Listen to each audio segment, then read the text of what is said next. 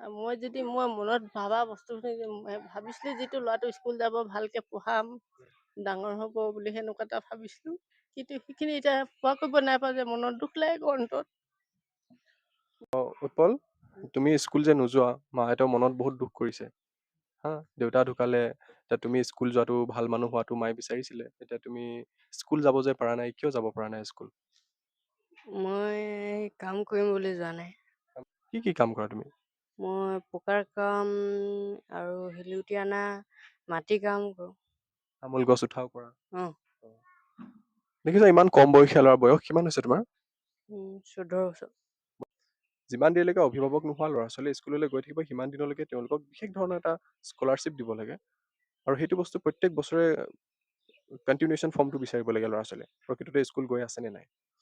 মই তাক সেৱাৰ কাৰণে মানুহজনক সেৱাৰ কাৰণে ইমান এটা দুখ নাই লগা, সেইবিলাক বাদ দিছোঁ বাৰু, কিন্তু তাতকৈ ডাঙৰ কথা মোৰ ল'ৰাটো স্কুল নোযোৱাৰ কাৰণে বহুত দুখ পাওঁ। কিন্তু চবেই মানুহখিনি কয় ইফালৰ পৰা ওলাই যাব নোৱাৰোঁ, তোৰ ল'ৰাটো কিয় স্কুল নপঠিয়া বুলি, কেনেকুৱা বেয়া লাগে বাৰু। তোমালোকৰ মা ঢুকুৱা কিমান দিন হৈছে?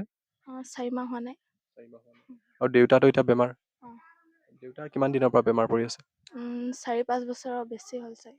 তেখেতে হৈছে এই ঘৰখনৰ মূল ব্যক্তি, আৰু তেখেতৰ ৱাইফো বৰ্তমান ঢুকাইছে, আৰু ল'ৰা ছোৱালী ফুল কমলীয়া ল'ৰা ছোৱালী 2জন আছে।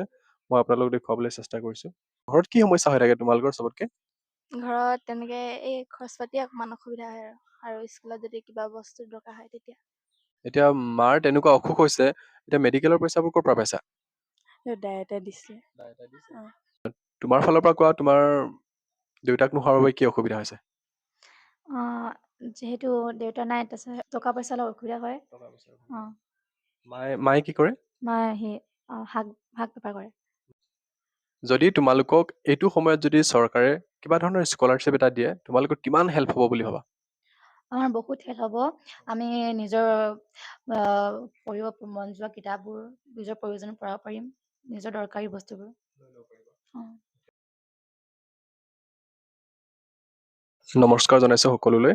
আজি বিশেষ মোৰ ক'বলৈ ভাষা নাই। মোৰ আগতে থিয় হৈ আছে মোৰ মৰমৰ খুৰী, 2 নং বৰপথাৰ গাঁৱৰ এগৰাকী মহিলা, যাৰ নেকি স্বামী ঢুকাইছে, আৰু এই পৰিয়ালটোত থাকে ল'ৰা আৰু মাক। আৰু মাকো আপোনালোকে দেখিব পাইছে যে তেখেতৰ শাৰীৰিক অৱস্থা একেবাৰে বেয়া, বডি পেৰালাইজ হৈছিল, এতিয়াও তেখেতে যেনে তেনে কৰি অকণমান তেওঁ খোজকেইটা বোলাব পাৰে। তো এনে পৰিস্থিতিত বিশেষকৈ মুখৰ পৰা কথা নোলায়, কিন্তু সমাজৰ এই জীয়া ছবিবিলাক দেখুৱাই থকাটো আমাৰ দায়িত্ব। বিশেষকৈ টকাৰ অভাৱতে তেখেতৰ ল'ৰাও বৰ্তমান স্কুললৈও নাযায়। তো খুৰীৰ মনৰ কথাখিনি আমি জানিবলৈ চেষ্টা কৰোঁ। খুৰী, আপোনালোকৰ ঘৰত কোন কোন আছে? ইয়াতনো কোনেও নাই, অকল বেটাই মইহে থাকোঁ। উৎপল, যিটো আপোনাৰ ল'ৰা, তেওঁ স্কুল বৰ্তমান যায় নাই বাৰু?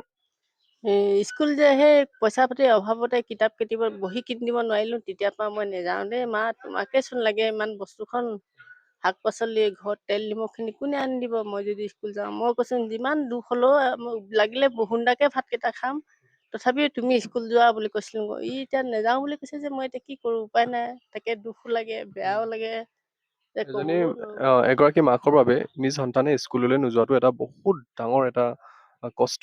তেখেতে এই কষ্ট মনত পুহি ৰাখিছে। গতিকে আমাৰ আমাৰ ধৰণৰ এনেকুৱা ধৰণৰ এখন গাঁৱত বিশেষকৈ বহুত এনেকুৱা ধৰণৰ ল'ৰা ছোৱালী আছে যাৰ নেকি মাক দেউতাক নাই।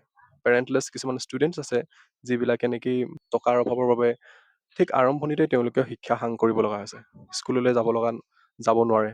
আনৰ ঘৰত কেতিয়াবা কাম কৰি 2 পইচা গোটাব লগা হয়।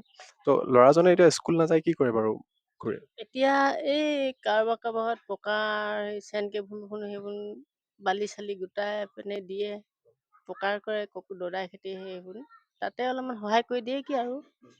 তাৰপিছত সেয়াই পইচাকেইটা পায় মোৰ ঘৰত বস্তু, এতিয়া তেল নিমখ চাবোন পিঁয়াজ জলকীয়া হালধি নিমখ সেইবিলাক আনে আৰু ল'ৰাটোৱে। চাউলকেইটা যেনিবা আনিব নালাগে, চৰকাৰৰ পৰা পাওঁ 10 কেজি চাউল, সেইখিনিয়ে খাওঁ। কেতিয়াবা মাহটো পাংগি কয়, কেতিয়াবা নেপায়ে। আপুনি এই ক্ষেত্ৰত চৰকাৰক কি বুলি ক'বলৈ বিচাৰিব?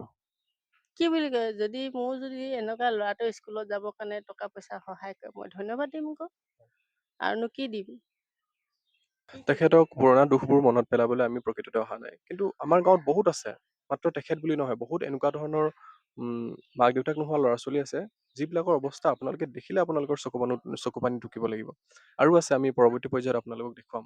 মই চৰকাৰক অনুৰোধ কৰিছোঁ যে এই ষ্টুডেণ্টবিলাকৰ কাৰণে, যিবিলাকে নেকি ঘৰৰ তেল নিমখখিনি খৰচা ওলাবলৈ যোৱাৰ বাবেই তেওঁলোকে স্কুল যাবলৈ নোৱাৰে, চৰকাৰে এইবিলাক ষ্টুডেণ্টৰ বাবে কিছুমান পেৰেণ্টলেছ ষ্টুডেণ্টৰ স্কলাৰশ্বিপ ফৰ পেৰেণ্টলেছ ষ্টুডেণ্টছ, এনেকুৱা ধৰণৰ কিবা এটা স্কলাৰশ্বিপ কৰিব নোৱাৰে নেকি? তেনেকুৱা ধৰণৰ যদি এটা পদক্ষেপ লয় গভমেণ্টে, তেতিয়াহ'লে টকাৰ অভাৱত অন্ততঃ ল'ৰা ছোৱালী স্কুল এৰিব লগা নহ'ব। কি কয় খুৰী? হয়, কিন্তু টকা যদি অভাৱ নহয়, তেতিয়া ল'ৰা ছোৱালী স্কুল নোযোৱাকৈ কেতিয়াও নাথাকে। এতিয়া মোৰ এতিয়া দিব নোৱাৰা কাৰণে ল'ৰাটোক স্কুল এৰিবলগীয়া হৈছে। স্কুল এৰিব লগা ইমান কম বয়সীয়া ল'ৰা, বয়স কিমান হৈছে তোমাৰ? 14 বছৰ। বয়স 14 বছৰ হৈছে। এইটো সময়তে পৰিয়ালৰ গধুৰ বোজা তেওঁ ল'ব লগা হৈছে। কাৰণ ময়ো এজন দেউতাক নোহোৱা ল'ৰা, ময়ো বুজি পাওঁ এজন ঘৰৰ মুৰব্বীজন হেৰুৱালে ঘৰত কেনেকুৱা ধৰণৰ পৰিস্থিতি হয়। তুমি কি ক'ব বিচাৰিবা? তুমি কি পালে মানে তুমি সুখী হ'বা? স্কুল যেতিয়া যাব পাম তেতিয়া সুখী হ'ম। স্কুল যেতিয়া যাবলৈ পাব তেতিয়া সুখী হ'ব। আৰু ইয়াক স্কুল পঠিয়াবলৈ হ'লে মাত্ৰ এটাই উপায় আছে। এই ক্ষেত্ৰত চৰকাৰে কিছুমান পদক্ষেপ ল'ব লাগিব। এনেকুৱা ধৰণৰ পেৰেণ্টলেছ ষ্টুডেণ্টছবিলাকৰ কাৰণে বিশেষ ধৰণৰ স্কলাৰশ্বিপৰ ব্যৱস্থা কৰিব লাগিব, যিটো নেকি তেওঁলোকে স্কুল গ'লেহে পাব, আদাৰৱাইজ তেওঁলোকে স্কলাৰশ্বিপটো নাপাব। আমি আমাৰ গাঁৱৰে অন্য এঘৰ ব্যক্তিৰ ওচৰলৈ আহিছোঁ। তেখেত ৰোগশয্যাত পৰি আছে। এই পৰিয়ালটোৰো দেউতাক আছে কিন্তু মাক নাই, ল'ৰা ছোৱালী দুজন।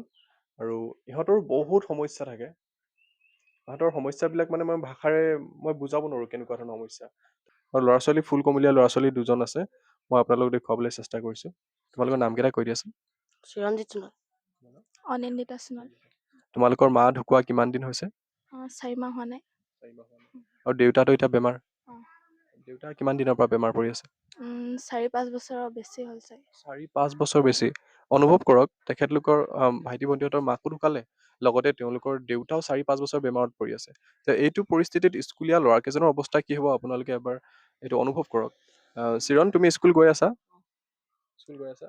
আৰু যিমান পাৰি সিমান স্কুলটো কণ্টিনিউ কৰিবলৈ চেষ্টা কৰিবা, বুজি পালা?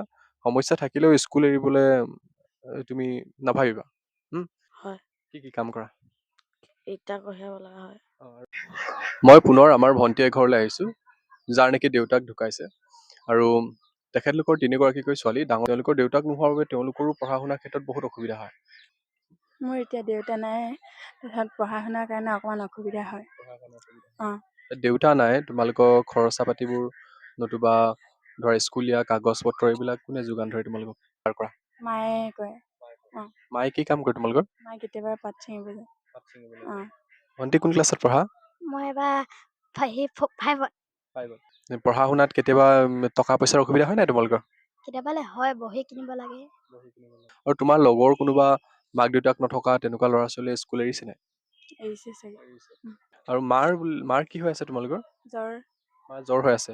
কেতিয়া হস্পিটেল নিছিলা? আজি 2টামান বজাত। আজি 2টামান বজাত হস্পিটেল নিছিলা?